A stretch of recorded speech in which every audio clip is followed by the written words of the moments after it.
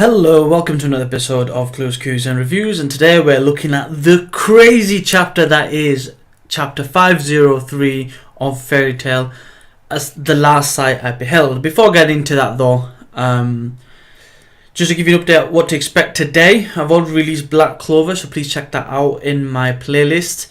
Also, I will be doing another interesting chapter in the Natsu no Taizai, the 7 Deadly Sins, also coming up next after this video later on today.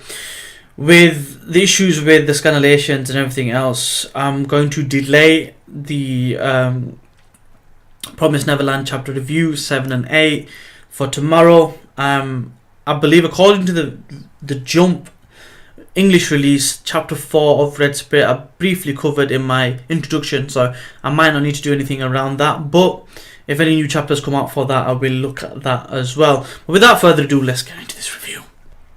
So, point number 1, the last sight I beheld is mainly the focus of Lucy's last sight. So effectively what she sees before passing out is Natsu head down, unconscious, and effectively Di Maria Cronoriesta looking to stab her eyes out. Now the main focus of this, other than the whole Natsu situation, which I'll cover later on, is basically Lucy's character development. It has to be said that she has come a long way from where she was before. Maybe not so much power wise, and she has developed a wide array of powers and abilities and techniques based around all her different kind of zodiac abilities. However, it's her, her nature that's improved. She was very scared at the beginning of the series. Now there's a person literally trying to take your eyes out, and for her to say, do your worst, I don't care, if you're gonna do it, just get on and do it, because I've seen my friends and I'll keep them within my heart, shows her resolve. And the improvement of resolve is really important for me as a reader, because I always think, when's she gonna get development? We get all the other characters being powerful and having Nakama power-ups and everything else, but from a reader's perspective, when you look at the character of Lucy, she is the normal person. To see her develop character-wise, resolve-wise, it's a really good thing for a new normal person, because it kind of tells you that you as a person can get better, can get stronger, can get deeper, can get tougher, all if you try and don't give up. So I like that point number 1, the resolve and development of Lucy. Number 2, the after effects. So this was the first glimpse of the power that Natsu possesses. So effectively Lucy faints, she passes out, something happens, she wakes up to find that she's on the floor butt naked, practically naked, because of what Cronoriesta was doing.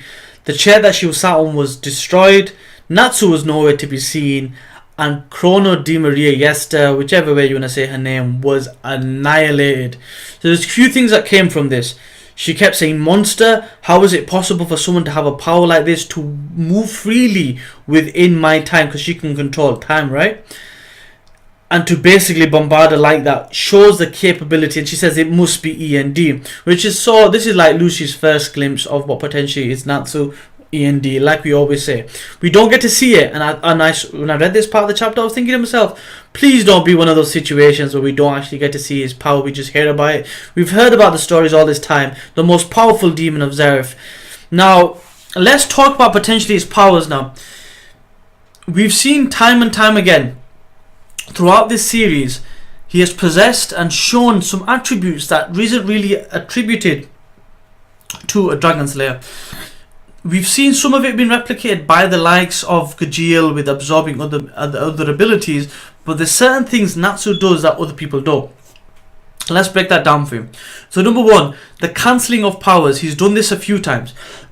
Number 1, he did this in the Grand Magic Games against Sting and Rogue.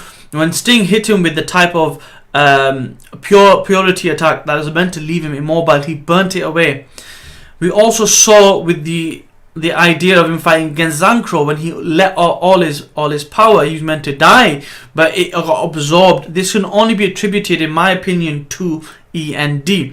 Ultimately, I believe Zeref gave him the ability to nullify or work within the realms of other people's magic, to the extent where he could kick Chrono Yesta's ass. That's what I truly believe part of E.N.D's power is, to the point where even though she's practically a god herself with those abilities, he took her apart. And she even said, how is he able to have a power greater than the gods? He must be a monster. It could only be E.N.D. And that's point number 2. So point number 3, we get a bit of an explanation, not a full detailed idea of what the power is capable of, but what potentially might have happened. So to explain, Portia, Evergreen, Happy, and basically Brandish turn up. Obviously, Di Maria's like, what the hell, you're still alive? And essentially they explain what's potentially happened. She said she misdiagnosed the anti-eternal matter, and it basically is a lot more sinister, and effectively by re-enlarging the actual growth or these cells, effectively awakened E.N.D. inside him. Taking him to the brink probably didn't help. Now, they want to basically find him. And there's like a little funny scene with Lucy, and then we see the top of the castle being burnt out, and everybody around that tower, the forces are being burnt to smithereens, leaving a smolder of ash everywhere, flames going everywhere, swords everywhere. This is just the tip of the iceberg of E.N.D. So this is that confirmation for Lucy. It was Happy's worst fears. They want to go find him. Bearing in mind, us readers know about the fact that he is E.N.D. It was revealed in a memoirs by Zeref in one of his flashbacks. We knew about this. We don't know his capabilities. We just know he's hella powerful and he can do some damage. It's important to bear in mind, though, even though he's gone to the brink, he's gone to the dark side, he's exhibiting the abilities of E.N.D. He did not kill Di Maria Yesta. He let her live. Could this be because he has bigger fish to fry, or could it be that he's in better control? He's just enraged at the moment. We don't know the full capabilities. Again, we will have to wait and see. I'm so super excited. I can't wait to see what happens next. That's point number 3. Point number 4. And this was very reminiscent of a few things, and Natsu screaming, Zeref! Where is Zeref? And it kind of reminded me, if you think of the Rocky 4 scene when he's run up the mountain and he's going, Drago! It really was a scene like that for me. To see everything kind of in smithereens, and then him, we see the back of him first, and then you see someone in the distance, and he's thinking, is that Zeref? And then he goes towards him, and he stops. And it's Gray. Of all people, the worst person you can actually meet once transforming into E.N.D. is Gray. Gray wants to kill E.N.D. He now knows it's Natsu. He's transformed into E.N.D. It's the worst possible scenario for these two star-crossed lovers. Sorry, that's Romeo and Juliet. These star-crossed brothers whose destiny is entwined by the fact that one is E.N.D. and one is destined to destroy E.N.D. It's just crazy. It ends with them face to face. We get to see Natsu in his kind of darkness cloaked fire ability. It looks like a dark flame type of thing, kind of like Amaterasu from Naruto. It's just exciting. I don't know how I can explain it. So this leaves a climax and a half of this chapter. Now, I'll get into a few things in point number 5, but that was a crazy way to end this chapter. The ball is about to begin. There's something that I wanted to happen later on. I thought it was going to get delayed. They've brought it to the forefront. It's crazy. I wonder what's going to happen next. That's point number 4. Let's get into speculation for point number 5. So, point number 5. Bear in mind a few things now. E.N.D. is basically the dark side of Natsu. Gray has also embraced his dark side while whooping Invel's ass. He's also absorbed the abilities of the unholy or the demon armor. So he's got demon slayer magic, he's got demon armor, he's facing a demon, it's not looking good. Something has to give. Is it going to be Natsu? Is it going to be Gray? Somebody going to die? Crazy stuff. So speculation, few things that can happen.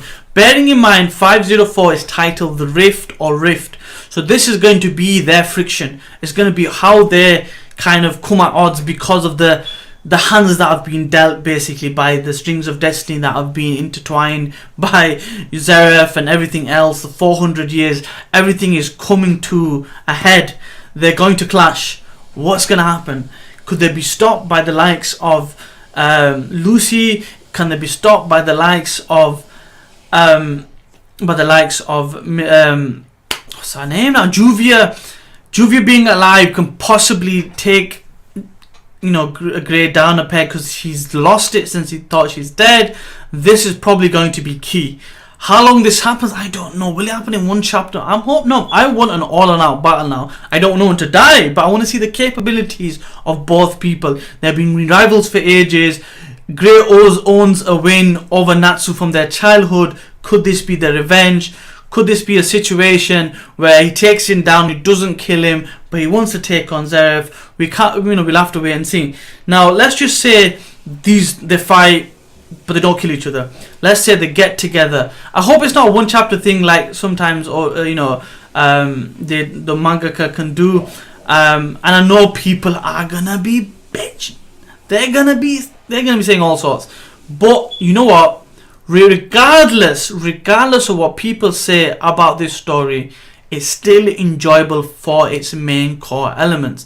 And a lot of people watch this and read this, and then they go have a PC fit over YouTube. And you know, I'm not going to mention channels that do this, but ultimately my point is this: if you don't like the series, don't talk about it. Why bring it up? Why waste energy on negativity? It, for what it is, okay, doesn't kill people, doesn't do things, is a brilliant, manga, series, anime, whatever you want to call it. Ultimately, it's enjoyable. There's some dark elements to it, there's some good elements to it, there's magic. The world is a magical place, so many possibilities. You can't let something, small affect everything. This is fairy tale. Enjoy it while it lasts. For those people that want things to end, things to wrap up, guess what happens? Series finish, and then you cry that a series is finished. Let's enjoy it while we can. Ultimately, it is gearing up to some clashes. Let's see what happens. I don't know what's going to happen. I'm just excited. Enjoy the ride. Hope you enjoy my review. Hope you enjoy my honesty. Please let me know in the comment section below what you thought about the chapter, what you thought about the points I made in my review.